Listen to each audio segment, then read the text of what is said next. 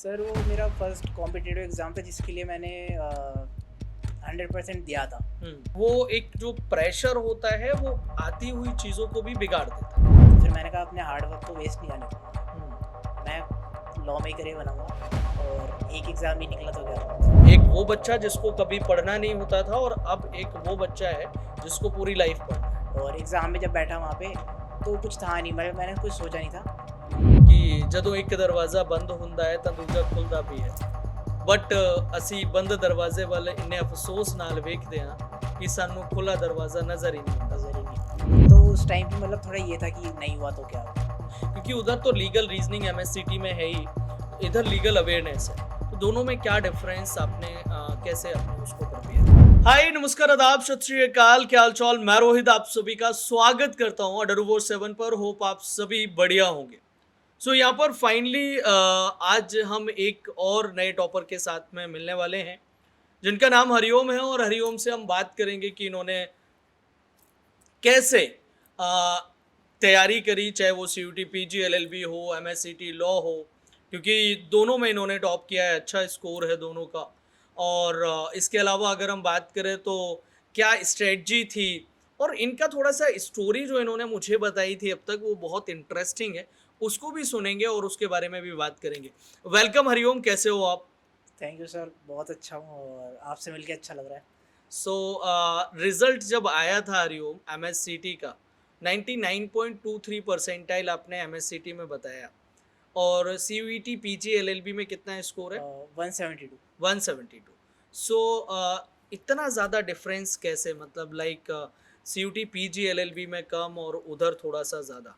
Sir थोड़ा सा मतलब मैं कहूँगा एग्ज़ाम में जब मैं बैठा था तो थोड़ा सा शायद मैंने सीयूटी पीजी में थोड़ा पैनिक कर दिया क्योंकि पैनिक। इस बार पैटर्न चेंज था। ओके। हाँ, जब मैं बैठा वहाँ पे तो मैंने क्या पीवाईक्यूज़ लगाए थे। हाँ। हाँ, तो पीवाईक्यूज़ में मैंने जो देखा वो एकदम डिफरेंट था हाँ। इस बार। तो उसके हिसाब से मुझे लग रहा है जहाँ तक मेरे मार्क्स का डिफरेंस आया है। जनरली मतलब इस पे भी अभी हम और बात करेंगे। फिलहाल मैं चाहता हूँ कि आप थोड़ा सा अपने बारे में बताएं। सर जैसे कि एक सिंपल घर से हूँ मैं भी, और मतलब था नहीं कभी लॉ को ऐसा एज अ करियर चूज़ करना, हाँ। बट इंटरेस्ट किस में था? इंटरेस्ट था मेरा स्पोर्ट्स पर्सन बनने में, एथलीट। अच्छा। हाँ, मैंने स्कूल में जब मैं 6th या 7th स्टैंडर्ड में था तो मैंने फ़ुटबॉल को चूज़ करा था, और वही था इंटरेस्ट पूरा खेलने में था। तो मैं फ़ुटबॉल में ही लगा रहता था, पढ़ाई वगैरह पढ़ाई से में मन नहीं था? पढ़ाई में मन तो नहीं था, लेकिन हाँ, स्कूल जाना पड़ता था। ज़बरदस्ती जाना हाँ, पड़ा। वो तो जाना पड़ता था। हाँ। तो वहाँ पे भी जाके मैं स्पोर्ट्स के पीरियड को ही ज़्यादा वो प्रायोरिटी देता था कि हाँ, स्पोर्ट्स का पीरियड आ रहा है, हाँ। फटाफट से निकलना है। तो ये सब था, और फिर उसके बाद फ़ुटबॉल तो मैं स्कूल वगैरह में खेलता था, बट उतनी फैसिलिटीज़ वगैरह फ़ुटबॉल की अगर देखा जाए इंडिया में तो उस टाइम पे थी नहीं। तो फिर मैं जैसे-जैसे बड़ा हुआ, 9th-10th स्टैंडर्ड में आया, तो क्रिकेट को मैंने नेक्स्ट अपना देखा कि मैं क्रिकेट में जाना चाहता हूँ। हुँ। क्रिकेट देखना जब शुरू करा था, तो उसमें बहुत ही इंटरेस्ट आया मेरे को। फिर मैं क्रिकेट मैंने 2 साल खेली, 2 से 3 साल खेली थी। 11th-12th शायद, हाँ, तो 11th-12th। डिस्ट्रिक्ट लेवल, हाँ, डिस्ट्रिक्ट तक स्टेट, डिस्ट्रिक्ट खेला नेशनल। था मैं, स्टेट के लिए शायद मैं क्वालीफाई नहीं कर पाया था, अच्छा। जहाँ तक मुझे याद है। तो थोड़ा-सा वो हुआ था, दुःख तो हुआ था। फिर ये था कि हाँ, स्टडीज़ चल रही थी। पापा ने क्योंकि बोला था स्टडीज़ नहीं छोड़नी। पापा ने बोला था स्टडी हाँ, नहीं छोड़नी है स्टडी तो। नहीं छोड़नी है, सो जो करना है कर लो। फिर आपने 11th-12th में किस क्या लिया था? 11th में मैंने ह्यूमैनिटीज़। अच्छा। हाँ, तो ह्यूमैनिटीज़ से आपने किया। हाँ। फिर बीए बीए प्रोग्राम में हाँ, आपने हाँ, क्या मेरा सेलेक्ट किया था?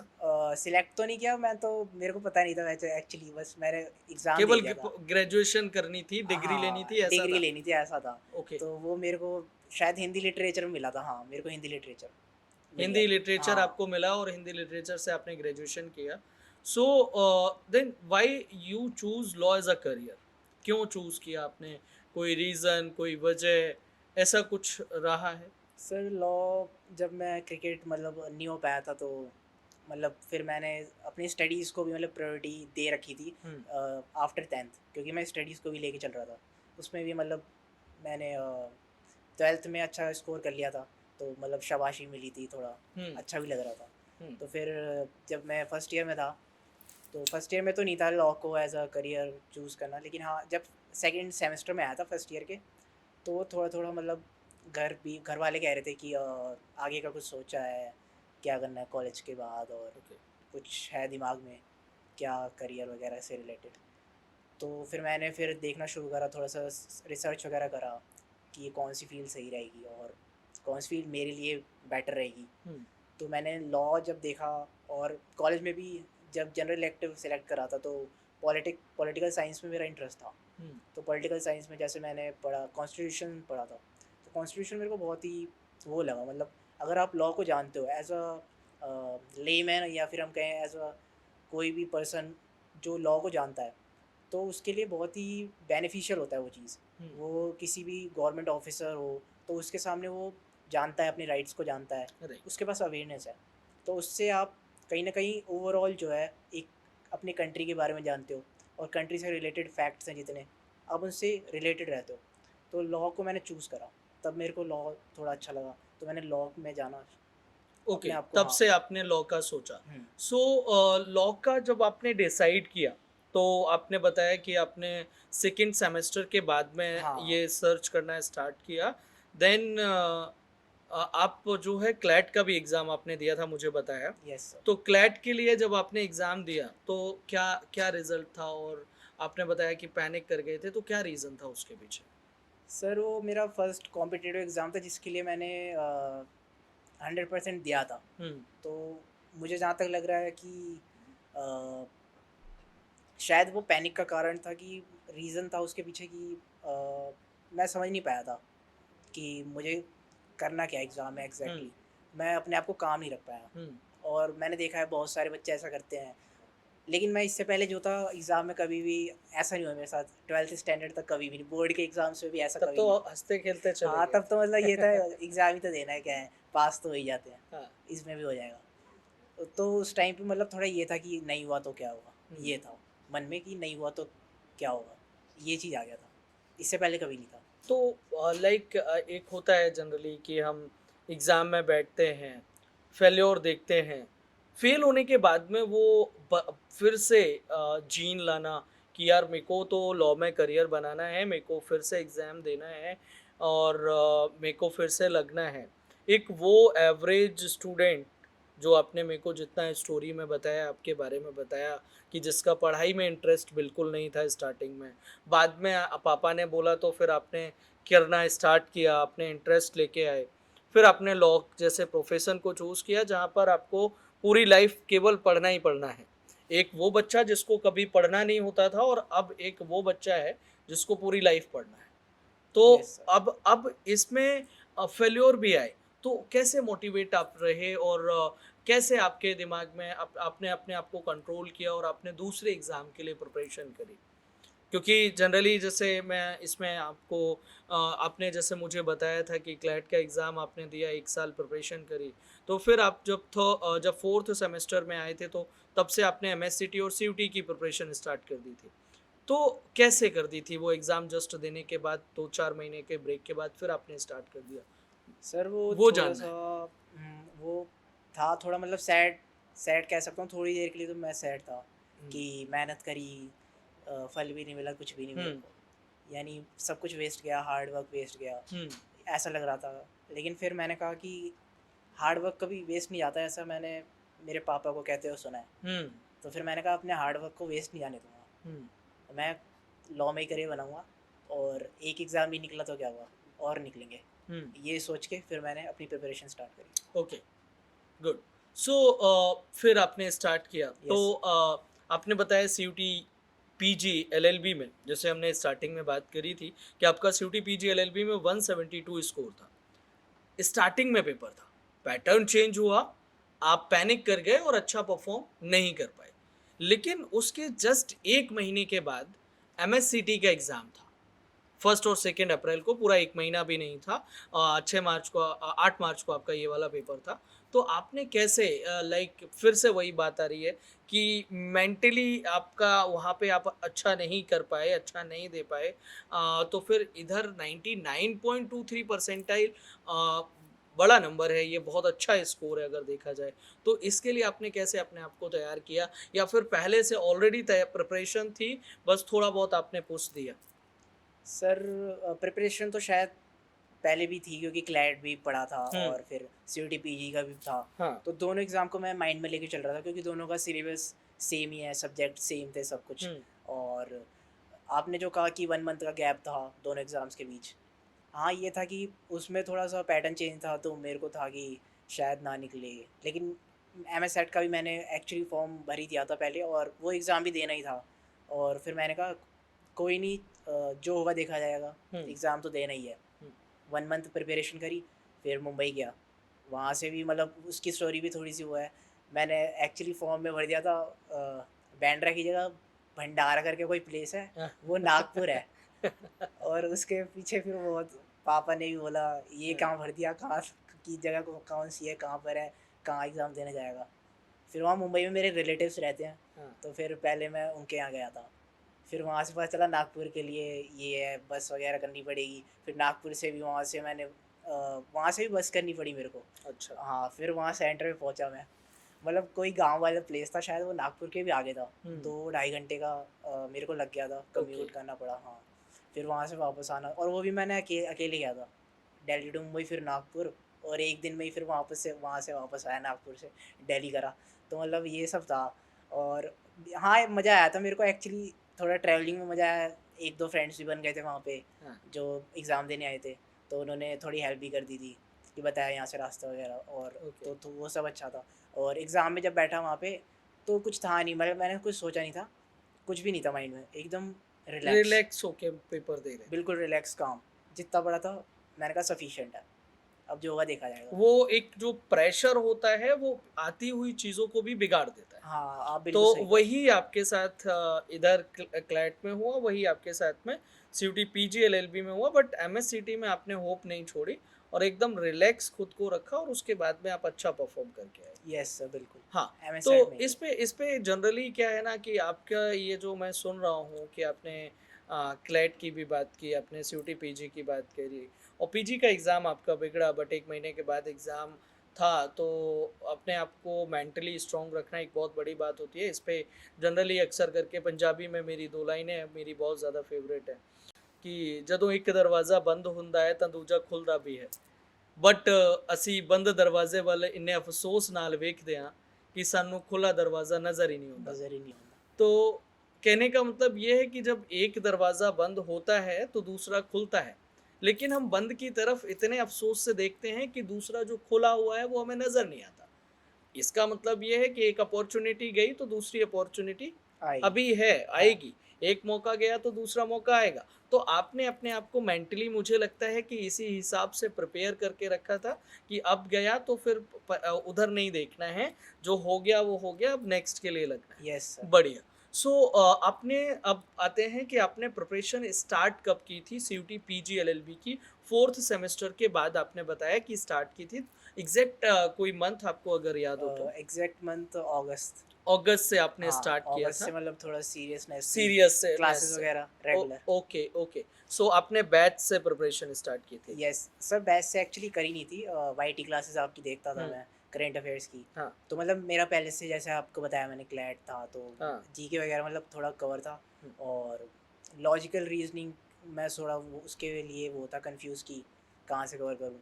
तो फिर मैंने आपके ही चैनल पे टीचर वगैरह सारे इंग्लिश वगैरह सब वहीं से कवर करा। तो फिर उसके बाद जब कवर अप था सब मेरा, तो फिर मेरे को प्रैक्टिस करना था। बाद में आपने बैच एनरोल कर हाँ, लिया। बाद में बैच एनरोल करा। ओके।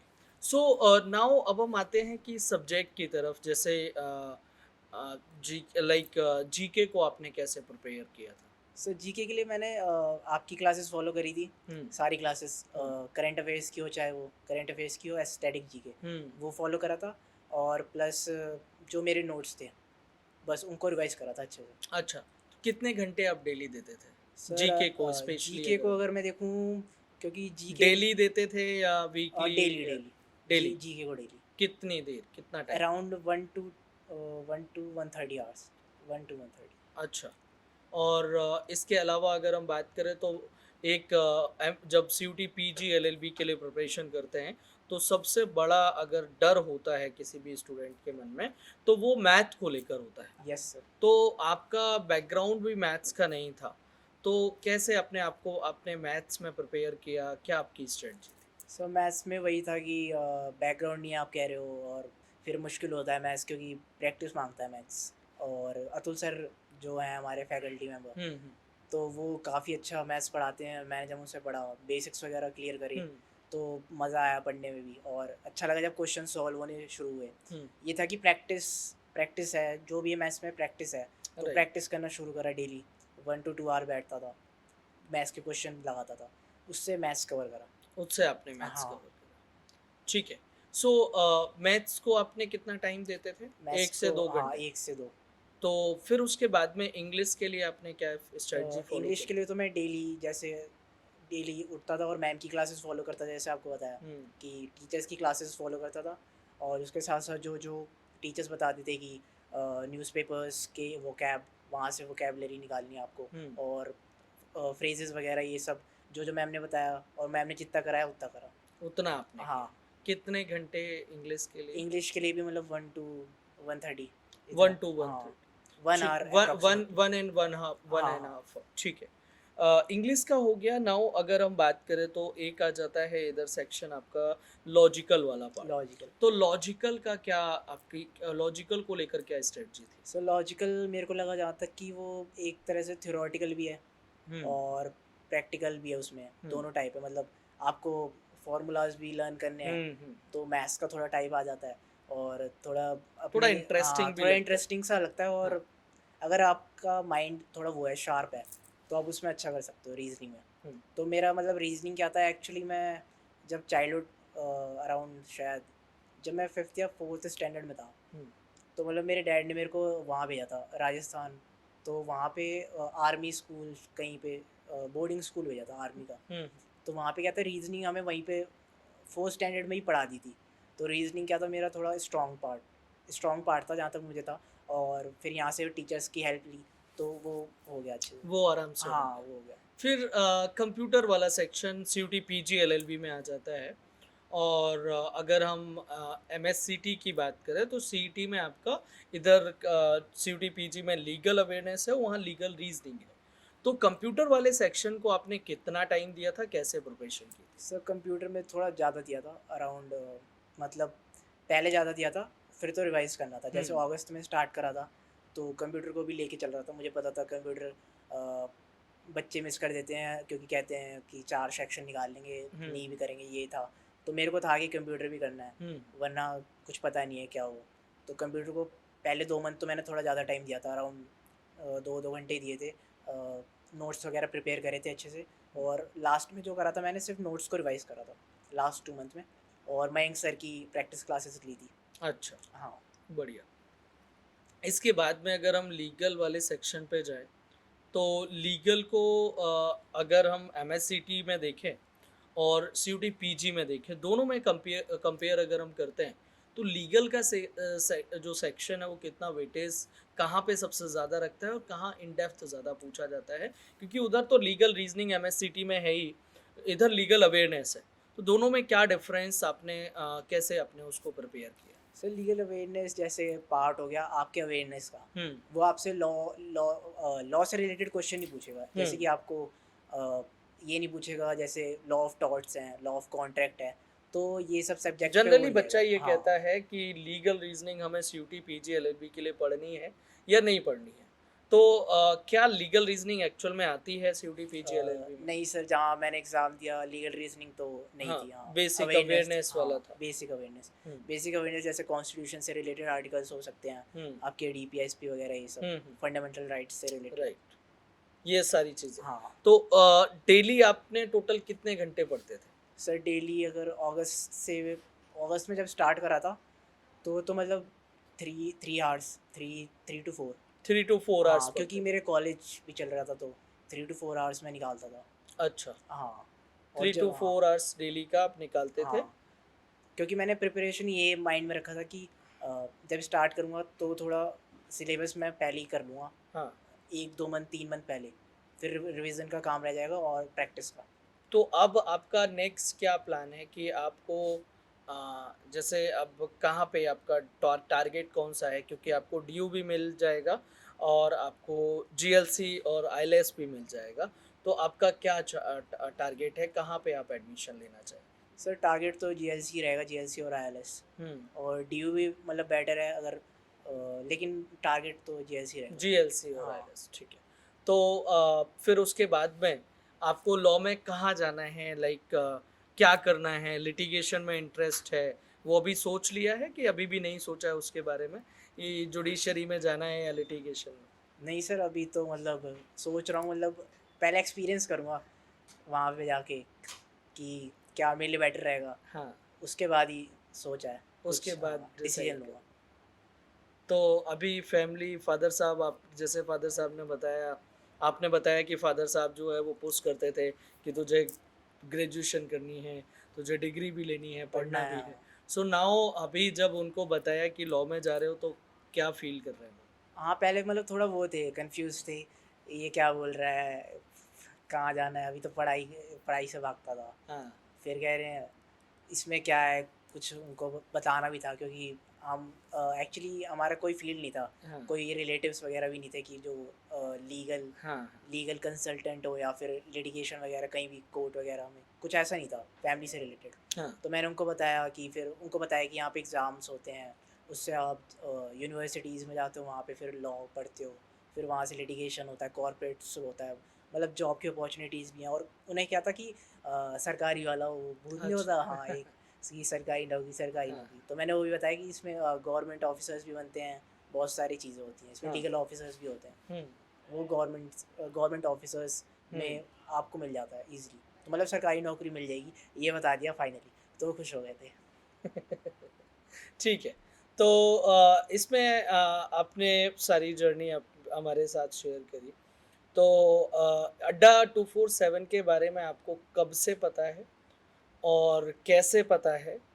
और आपकी जो प्रिपरेशन हुई है उसके बारे में अड्डा 247 को आप क्या कहना चाहेंगे? जो भी पूरी जर्नी में आपको सपोर्ट किया है, हेल्प की है, तो उसके बारे में आप एक बार सर अद्दा की टीम से मैं क्लैट से ही जुड़ा था, बट जैसे कि मैंने प्रिपेयर करा था 1 साल पहले, हुँ, तो लेकिन क्लैट नहीं हुआ था, लेकिन टीचर्स ने सपोर्ट करा, बताया कि और भी एग्ज़ाम्स हैं, इन सब के लिए प्रिपेयर करो और निराश वगैरह होने की ज़रूरत नहीं है, ये सब सोचना नहीं है, मोटिवेटेड कराओ, मोटिवेशन मतलब दी थोड़ी बहुत। और बताया कि मुझे बताया कि तुमने अच्छे से हार्ड वर्क करा था, लेकिन निराश नहीं होना है, और एग्ज़ाम्स हैं, एक अपॉर्चुनिटी गई तो और भी अपॉर्चुनिटीज़ हुँ। हैं। तो उससे बहुत ही अच्छा, काफ़ी हेल्पफुल था मेरे लिए वो। तो अड्डा ने कितनी हेल्प करी आपकी प्रिपरेशन में? अड्डा से तो पूरा प्रिपेयर करा, मतलब क्लासेस आप ही के लिए, सबकी टीचर्स, फैकल्टी मेंबर्स, तो बहुत अराउंड 80% कह ही सकता हूँ मैं अड्डा की टीम। 20% जो मेरा हार्ड वर्क होगा शायद। ग्रेट, पूरा आपका हार्ड वर्क है, बस एक सपोर्ट, एक गाइडेंस अड्डा देता है और हमारी फैकल्टीज़ आपको हुँ। गाइड करते हैं, best faculties, best subject expert आपको मिलेंगे। So thank you so much यार हरिओम, आपने ऑनेस्टली आपकी जर्नी शेयर करी, सब कुछ आपके बारे में बताया और हमारी पूरी अड्डा 247 टीम की तरफ से आपको बहुत सारी बेस्ट विशेज़ हैं। आप लाइफ में जो भी करना चाहते हैं, जो भी बनना चाहते हैं, हमारी विशेज़ हैं कि आप आगे जाएँ, आप बहुत आगे ग्रो करें। जहाँ भी हमारी हेल्प की नीड होगी आप हमें बताएँगे और जो जो बेस्ट पॉसिबल हमसे हो पाएगा, definitely we will do that. तो हम आपके फ्यूचर के कामना के साथ-साथ आपके साथ में भी हैं, है ना? आपको जुडिशरी करना होगा, आपको लिटिगेशन में जाना होगा, जो बेस्ट पॉसिबल हमसे हो पाएगा डेफ़िनेटली हम करेंगे। तो होप आपको हमारे साथ बैठ के अच्छा लगा होगा, यहाँ पे आके आपको अच्छा लगा होगा। Thanks for coming and thank you so much यार, आप लोगों ने भी हरिओम की जर्नी पूरी देखी। हरिओम ने अपने बारे में बताया कि स्टार्टिंग में इनको पढ़ाई में इतना ज़्यादा इंटरेस्ट नहीं था। बाद में फादर साहब के कहने पे इन्होंने स्टार्ट किया, अब धीरे-धीरे इंटरेस्ट बना और उसके बाद में ये इन्होंने law as a career choose किया क्योंकि इनको कॉन्स्टिट्यूशन में बहुत ज़्यादा इंटरेस्ट था। तो कहने का मतलब ये है कि पूरी जर्नी इन्होंने अपनी बता दी अपने बारे में। सो आपको एंड नाउ अब आपका टर्न है कि आप अच्छे से प्रिपरेशन करें, आप अच्छे से तैयारी करें और नेक्स्ट ईयर मैं यहाँ पे होऊँगा और हरिओम की जगह आप होंगे। तो एक बार कमेंट करके ज़रूर बताइएगा। Thank you very much. जय हिंद। Bye take care all of you. आप सभी अपना ध्यान रखिए।